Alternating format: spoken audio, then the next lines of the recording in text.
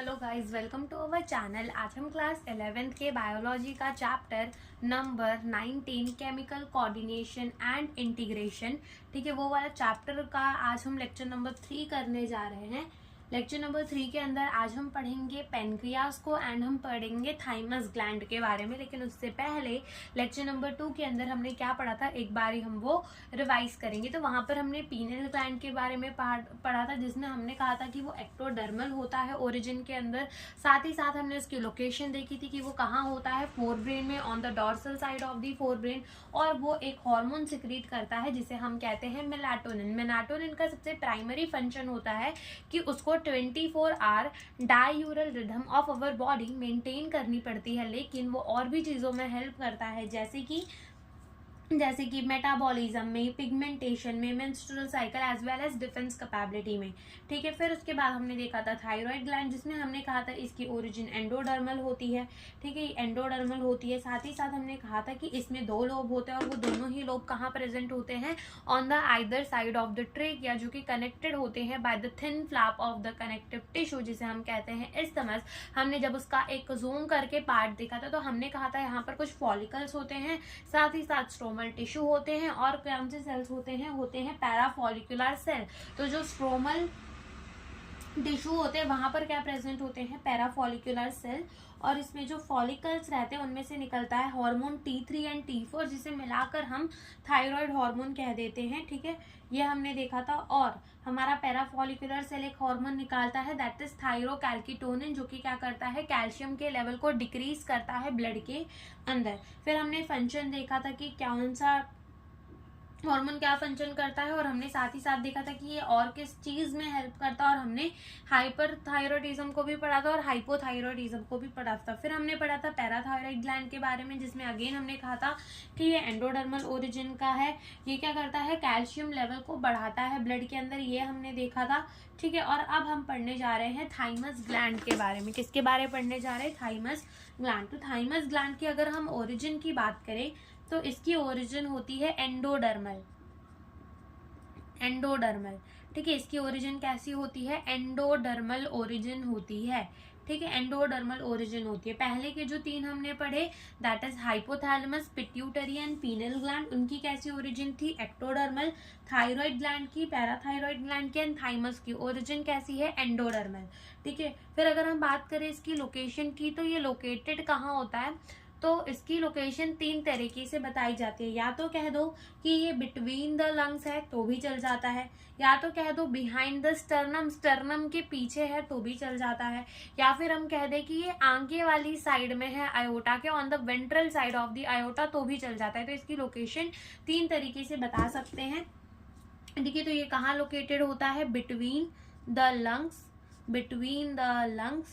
Behind the sternum, behind का मतलब पीछे, स्टर्नम का मतलब तो पता ही होगा, behind the sternum, and on ventral side of aorta, ठीक है। कहाँ लोकेटेड होता है, between the lungs, behind the sternum and on the ventral side of the aorta. अब ये निकालता है एक हार्मोन, और उस हार्मोन का नाम है थाइमोसिन, ठीक है। क्या नाम है, थाइमोसिन। थाइमोसिन हार्मोन कौन निकालता है, थाइमस ग्लैंड। अब ये थाइमस ग्लैंड ऐसा ग्लैंड है ना जो समय के साथ साथ डीजेनरेट होता है, यानी कि बच्चों के अंदर अच्छा खासा होता है, ठीक है, थोड़ी यंग एज में आ जाओ तो भी ठीक ठाक होता है, लेकिन समय के साथ ये ना छोटा होता जाता है। तो जो ओल्ड एज पीपल होते हैं, यानी कि जो बहुत बूढ़े लोग हो जाते हैं, उनके अंदर थाइमस जो है ना वो खत्म सा हो जाता है, ठीक है, क्योंकि वो समय के साथ साथ छोटा होते जाता है। तो ये थाइमस बूढ़े लोगों के अंदर छोटा हो जाता है। तो उससे फर्क क्या पड़ता है, तुमने देखा होगा कि जो बूढ़े लोग होते हैं उनकी इम्यूनिटी जो है वो इतनी ज्यादा स्ट्रांग नहीं होती as compare to the young ones, ठीक है। जितनी बड़े लोगों की या फिर मिडिल एज वालों की होती है इम्यूनिटी, उतनी इम्यूनिटी बूढ़े लोगों की नहीं अच्छी होती। ऐसा क्यों, क्योंकि ये जो हार्मोन है थाइमोसिन, ये डिफरेंशिएशन करवाता है टी लिम्फोसाइट्स के। अब टी लिम्फोसाइट्स क्या है, टी लिम्फोसाइट्स है ना सेल्स होते हैं, टी लिम्फोसाइट सेल्स होते हैं जो कि ऐसा मान लो कि इम्यूनिटी के लिए ही काम करते हैं। ऐसा मान लो किसी भी चीज से लड़ते हैं, हमारी इम्यूनिटी को और स्ट्रांग बनाने में हेल्प करते हैं, ठीक है। टी लिम्फोसाइट्स के बारे में ऐसा मान लो। तो थाइमोसिन जो है ये डिफरेंशिएशन करवाता है ये टी लिम्फोसाइट्स को थोड़ा और अच्छे से डिफरेंशिएट करवाता है, उनको थोड़ा और इफेक्टिव बनवाता है, ठीक है। तो यही जब खत्म हो जाएगा, जब थाइमोसिन, जो देखो अगर थाइमस ग्लैंड ही नहीं रही तो थाइमोसिन कैसा, थाइमोसिन ही नहीं रहा तो डिफरेंशिएशन कौन करवाएगा, टी लिम्फोसाइट की। और जब टी लिम्फोसाइट्स की डिफरेंशिएशन ही नहीं होगी तो इम्यूनिटी तो वीक होगी ही, ठीक है। तो इसका काम ये होता है। तो पहले हम लिख देते हैं कि इसका फंक्शन क्या है। पहले सबसे पहले इस हार्मोन का फंक्शन क्या है, तो इसका फंक्शन है डिफरेंशिएशन ऑफ टी लिम्फोसाइट्स, ठीक है। इनका काम क्या है, डिफरेंशिएशन ऑफ टी लिम्फोसाइट्स। और ये टी लिम्फोसाइट्स क्या देती है, सेल मीडिएटेड इम्यूनिटी, यानी कि ऐसी इम्यूनिटी जो सेल्स में हो, ठीक है, सेल मीडिएटेड इम्यूनिटी। अभी तुम 12th में जब जाओगे तो तुम एक चैप्टर पढ़ोगे, उसमें सारे डिजीज के बारे में बताया होता है, इम्यूनिटी के बारे में, एंटीबॉडी का डायग्राम भी दिया हुआ होता है, सेल मीडिएटेड इम्यूनिटी भी समझाई जाती है, ह्यूमरल इम्यूनिटी भी समझाई जाती है। तो वहाँ पर ये चीज़ें ज़्यादा अच्छे से समझ आएगी। लेकिन इधर पे खाली इतना याद रख लो कि ये डिफरेंशिएशन करवाता है टी लिम्फोसाइट्स की, जो कि इसे क्या देती है, जो कि इसे देती है सेल मीडिएटेड इम्यूनिटी। क्या देती है इसे, सेल मीडिएटेड इम्यूनिटी देती है, ठीक है। तो ये क्या करवाता है, differentiation of the T lymphocyte which provide cell mediated, किस चीज में हेल्प करते हैं, ये प्रोवाइड करते हैं सेल मीडिएटेड इम्यूनिटी, ठीक है। क्या प्रोवाइड करते हैं, सेल मीडिएटेड इम्यूनिटी। और थाइमोसिन जो होता है ना, वो एंटीबॉडी के प्रोडक्शंस को भी, यानी कि एंटीबॉडी बने उसे भी ज़्यादा प्रमोट करता है, ठीक है। जैसे कि हमने ब्लड वाले चैप्टर के अंदर देखा था कि हमने एबीओ ग्रुपिंग देखी थी, उसमें हमने कहा था कि एंटीबॉडी होती है प्लाज्मा के अंदर, ठीक है, एंटी ए होता है, एंटी बी होता है। तो ऐसे ही एंटीबॉडी और भी होती है ताकि वो बाहर के पैथोजन से लड़े, ठीक है, डिजीज कॉजिंग ऑर्गेनिज्म से लड़े। तो ये ना एंटीबॉडी की प्रोडक्शन में भी क्या करता है, हेल्प करता है, एंटीबॉडी को भी बनाने में हेल्प करता है थाइमोसिन। इसीलिए कहा जाता है कि ये ह्यूमरल इम्यूनिटी में भी क्या करता है, हेल्प करता है। ह्यूमरल इम्यूनिटी का मतलब होता है ब्लड वाली इम्यूनिटी, ठीक है। तो हम लिखेंगे कि डिफरेंशिएशन करवाता है टी लिम्फोसाइट का, इसका पहला काम।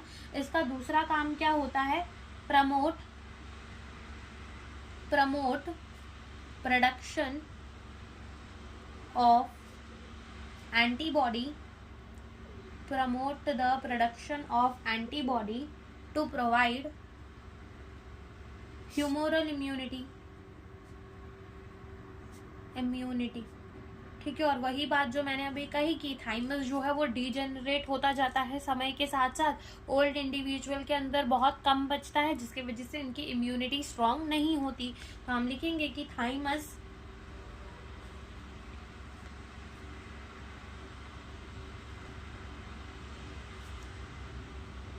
degenerate with time,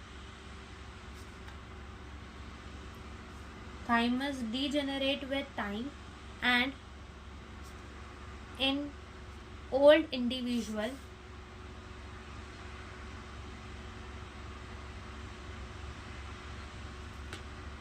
it is highly degenerated, resulting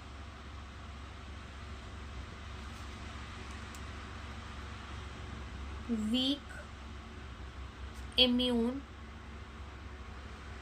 response, ठीक है, जिनकी वजह से उनका इम्यून रिस्पॉन्स जो है वो कैसा हो जाता है, बहुत वीक हो जाता है, ठीक है। तो ये तो बात हो गई किसकी, थाइमस की। अब इसके बाद हम पढ़ेंगे पेनक्रियास, और इसके नेक्स्ट लेक्चर में हम पढ़ेंगे एड्रीनल ग्लैंड के बारे में। तो अभी हम अपना 7वां ग्लैंड दैट इज पेनक्रियास को स्टार्ट करते हैं। अब जैसे कि हमने चैप्टर की स्टार्टिंग में पढ़ा था कि ग्लैंड्स जो होते हैं वो हमारे कितने टाइप के होते हैं, 3 टाइप के, that is exocrine gland, endocrine gland and heterocrine gland. और जो हमारे हेटेरोक्राइन ग्लैंड होते थे वो कैसे होते थे कि वो अपना सिक्रीशन विदाउट डक्ट भी भेजते थे और विद डक्ट भी भेजते थे। और अपने हेटेरोक्राइन ग्लैंड के एग्जाम्पल के लिए हमने किसका नाम लिया था, हमने पेनक्रियास के बारे में कहा था कि पेनक्रियास जो होते हैं वो एक हेटेरोक्राइन ग्लैंड होते हैं। अब पेनक्रिया जो है वो एक हेटेरोक्राइन ग्लैंड है, उसमें कुछ सेल अपना सिक्रीशन डक्ट के थ्रू भेजेंगे, तो कुछ सेल अपना सिक्रीशन विदाउट डक्ट भेजेंगे। तो जो पार्ट हमारे पेनक्रियास का, या फिर ऐसा कह लो हमारे पेनक्रिया का 1 से 2% पार्ट, ठीक है, हमारे पेनक्रियास का 1 से 2% पार्ट ही सिर्फ एंडोक्राइन होता है और बाकी सब एक्सोक्राइन। एक्सोक्राइन वाले पार्ट को हमें पढ़ना नहीं है, क्योंकि हम एक्सोक्राइन पार्ट पढ़ने नहीं वाले, चैप्टर में दिया नहीं हुआ है। बात तो हमें किसे करनी है, एंडोक्राइन पार्ट की। तो पेनक्रिया का एंडोक्राइन ग्लैंड यानी पूरा का पूरा पेनक्रिया मान लो 100%, तो उस 100% में से सिर्फ 1 से 2%, 1 से 2% पार्ट ही क्या होता है, एंडोक्राइन।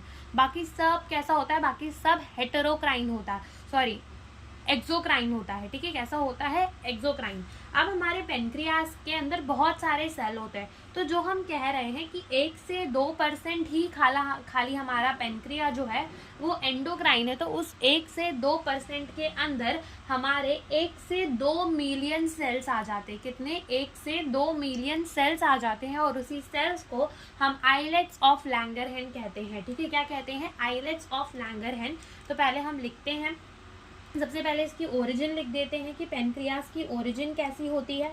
फिर हम बात करेंगे कि इसकी लोकेशन कहाँ होती है, ये लोकेटेड कहाँ होता है, ठीक है। ये सारी बात हम लिखते हैं, पहले ओरिजिन, लोकेशन, फिर हम बाकी की बात करते हैं। तो पेनक्रियास की जो ओरिजिन होती है वो कैसी होती है, एंडोडर्मल। कैसी होती है इसकी ओरिजिन, एंडोडर्मल होती है। और अगर हम इसकी लोकेशन की बात करें तो इसकी लोकेशन होती है बिहाइंड द स्टमक, ठीक है। स्टमक के पीछे ही प्रेजेंट होता है पेनक्रिया, ठीक है। तो बिहाइंड द स्टमक हम इसकी क्या लिख सकते हैं, लोकेशन लिख सकते हैं।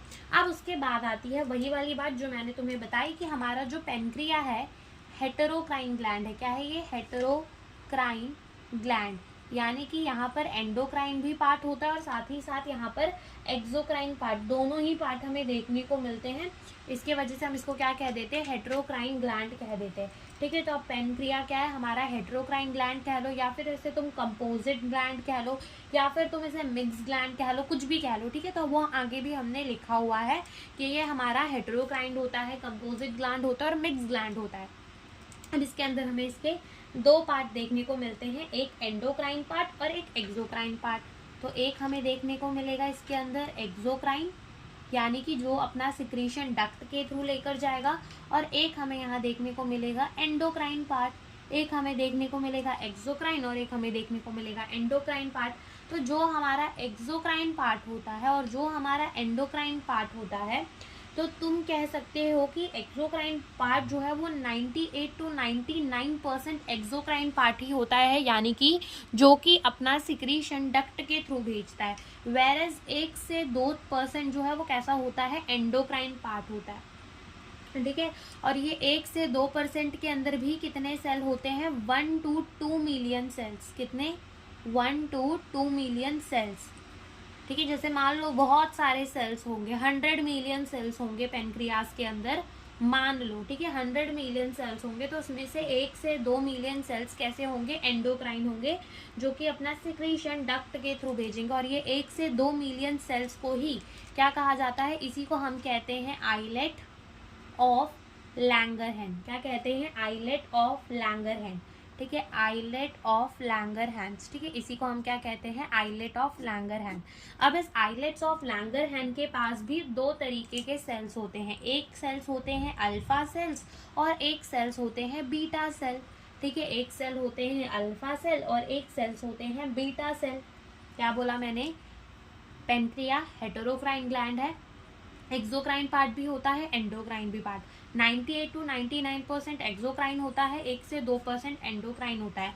एंडोक्राइन पार्ट में 1 से 2 मिलियन सेल्स होते हैं, जिन्हें हम आइलेट्स ऑफ लैंगरहैंस भी कहते हैं।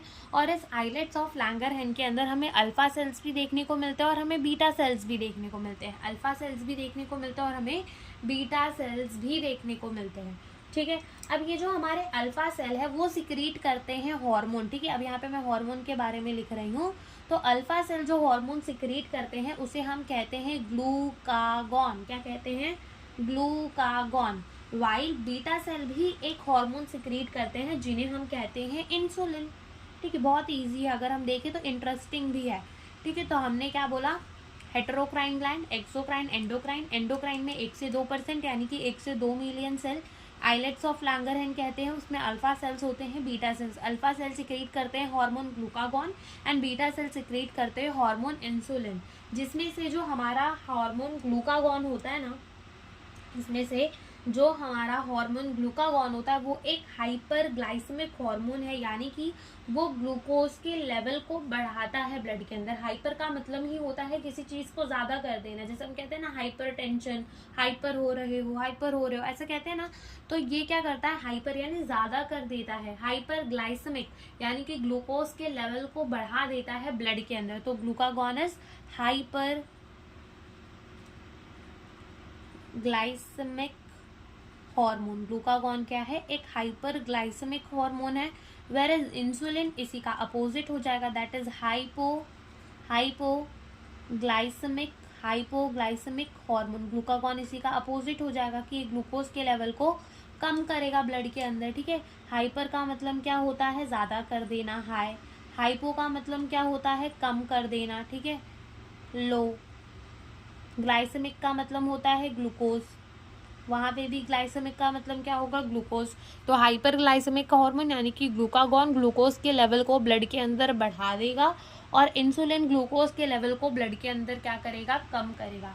जब ब्लड के अंदर ग्लूकोज का लेवल ज्यादा हो जाएगा कि बहुत ज्यादा ग्लूकोज हो गई है ब्लड के अंदर, तब कौन आएगा हीरो बनने, इंसुलिन, कि मैं कम कर दूंगा। और जब बहुत कम ब्लड के अंदर ग्लूकोज का लेवल हो जाएगा तो वो हीरो बनकर कौन आएगा, ग्लूकागॉन, कि मैं ज्यादा कर दूंगा, ठीक है।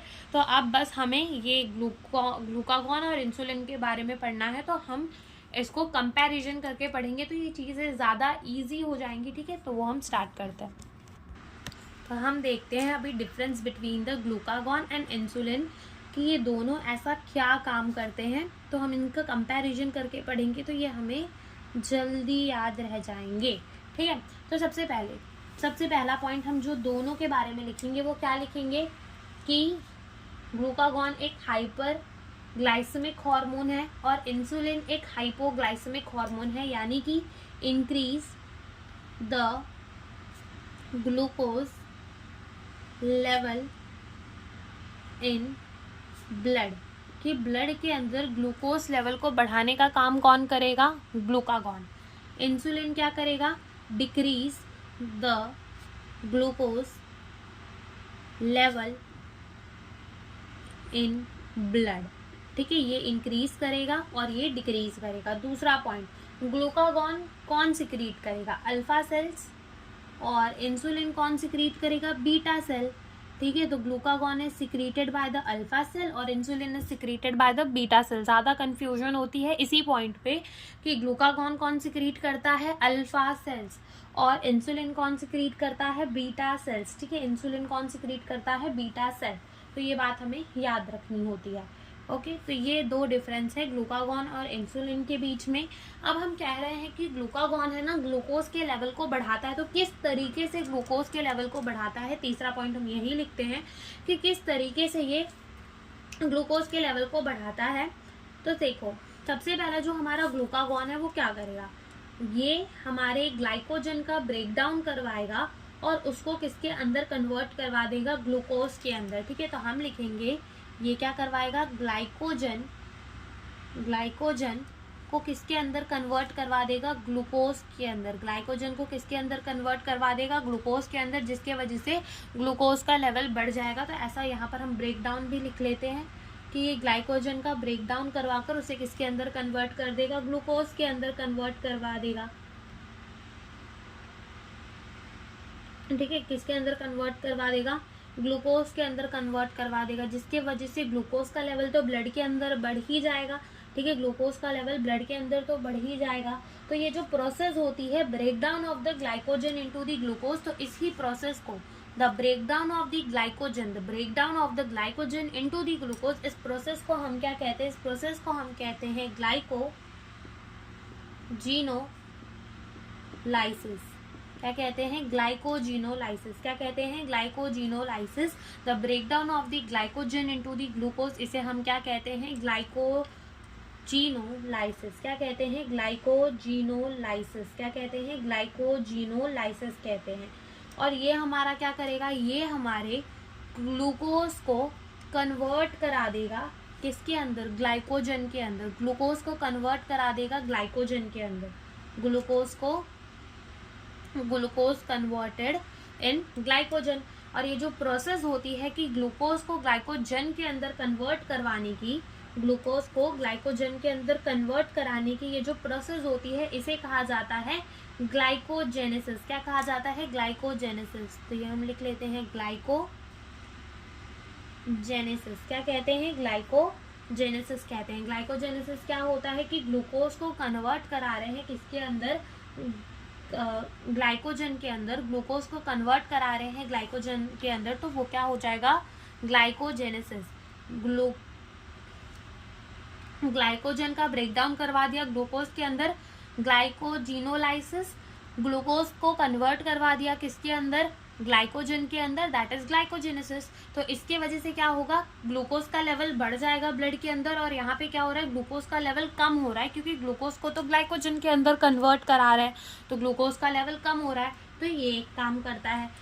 चौथा पॉइंट ये है कि जो ग्लूकागॉन है वो क्या करता है, वो उसको करना क्या है, ग्लूकागॉन को ग्लूकोज का लेवल ब्लड के अंदर बढ़ाना है, तो वो डिक्रीज कर देता है cellular Uptake of the glucose. ठीक है, यानी कि सेल्स को ग्लूकोज कम करा, मतलब देखो सेल्स भी क्या करेंगे, ग्लूकोज तो लेंगे ही, तो ये सेलुलर अपटेक होता है, यानी कि सेल जिस तरीके से ग्लूकोज ले रहे होते हैं उसे कम करवा देता है, कि सेल्स को कह देता है तुम थोड़ा कम ग्लूकोज लो, ज्यादा ग्लूकोज का यूटिलाइजेशन मत करो। ठीक है, तो ये क्या कराता है, डिक्रीज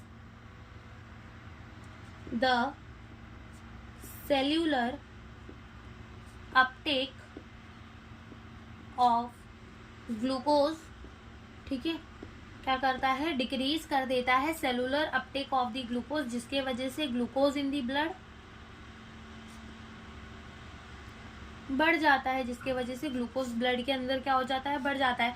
सिमिलरली ये क्या करता है, increase the cellular Uptake of glucose, ये इंक्रीज करवा देता है cellular Uptake of the glucose, जिसके वजह से ग्लूकोज इन ब्लड क्या हो जाता है, कम हो जाता है, क्योंकि सेल ज़्यादा ग्लूकोज को यूटिलाइज करने लगते हैं, जिसके वजह से ब्लड के अंदर ग्लूकोज जो है वो क्या हो जाता है, कम हो जाता है। क्या हो जाता है, कम हो जाता है।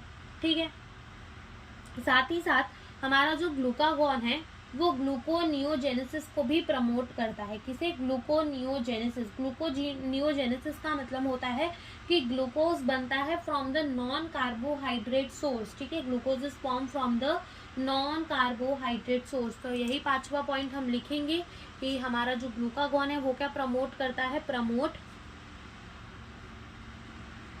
Gluconeogenesis, promote the gluconeogenesis. And gluconeogenesis का मतलब होता है formation of the glucose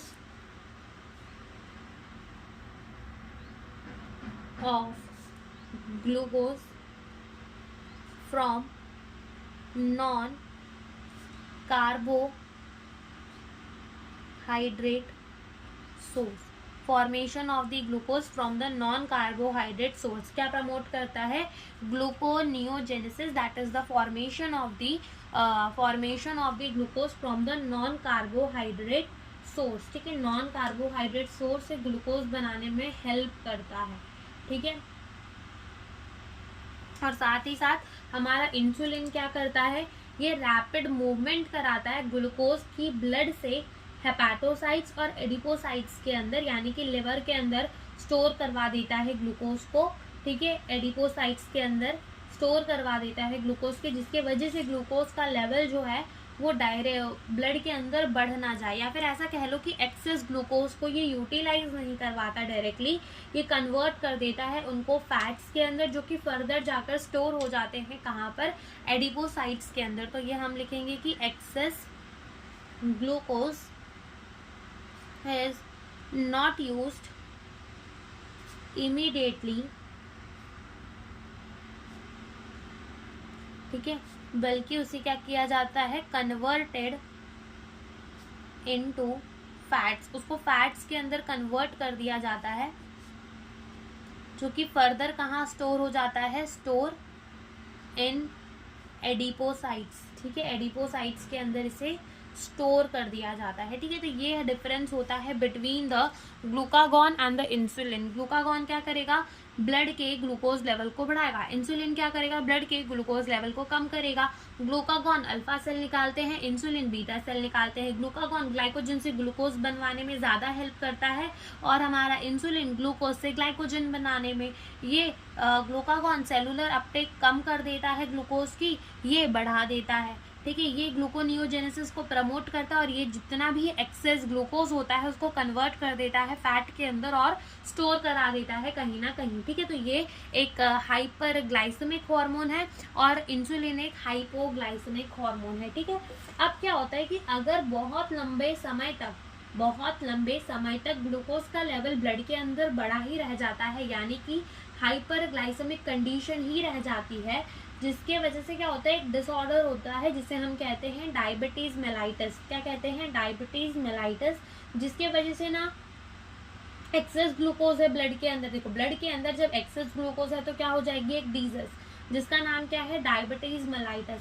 as a result क्या होगा, एज ए रिजल्ट ग्लूकोज जो है वो यूरिन के थ्रू जाने लगता है, ठीक है, जो कि एक हार्मफुल ग्लूकोज जो है वो यूरिन के थ्रू जाने लगता है। तो उसी कंडीशन को क्या कहते हैं, डायबिटीज मेलाइटस। और साथ ही साथ कुछ हार्मफुल कंपाउंड बनते हैं जैसे कि कीटोन बॉडी। अब ऐसे पेशेंट्स के अंदर क्या होगा, ग्लूकोज का लेवल तो ज़्यादा है तो ग्लूकागॉन देने से तो और ग्लूकोज का लेवल बढ़ जाएगा, इसीलिए इनको इंसुलिन थेरेपी दी जाती है कि इनका ग्लूकोज का लेवल क्या हो जाए, कम हो जाए, ठीक है। और loss of the glucose through the urine, उसको ग्लूकोसोरिया कहते हैं। Formation of the ketone body को क्यूटोन्यूरिया कहते हैं, ठीक है। तो ये सारी बातें भी हम लिख देते हैं कि यहाँ पर if prolonged hyperglycemic condition arise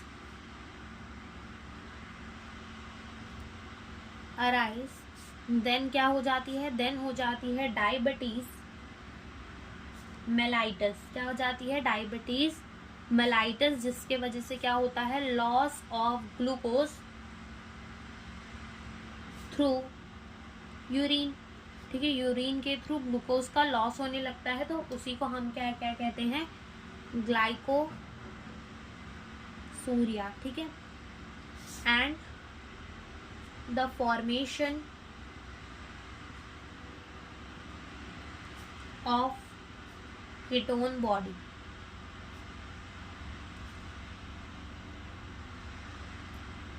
और पेशेंट को कैसे ट्रीट किया जाता है, patient with this condition treated with insulin therapy, ठीक है, इंसुलिन थेरेपी। तो यहाँ पर हमारा होता है पेनक्रिया भी खत्म। तो इस लेक्चर के अंदर हमने थाइमस एंड पेनक्रियास को पढ़ लिया। अब इसके नेक्स्ट लेक्चर के अंदर हम पढ़ेंगे एड्रीनल ग्लैंड को, साथ ही साथ हम टेस्टिस एंड ओवरी को भी कवर कर लेंगे, ठीक है। तो आज का लेक्चर हमारा यहीं पे होता है ख़त्म। Thank you for watching the video.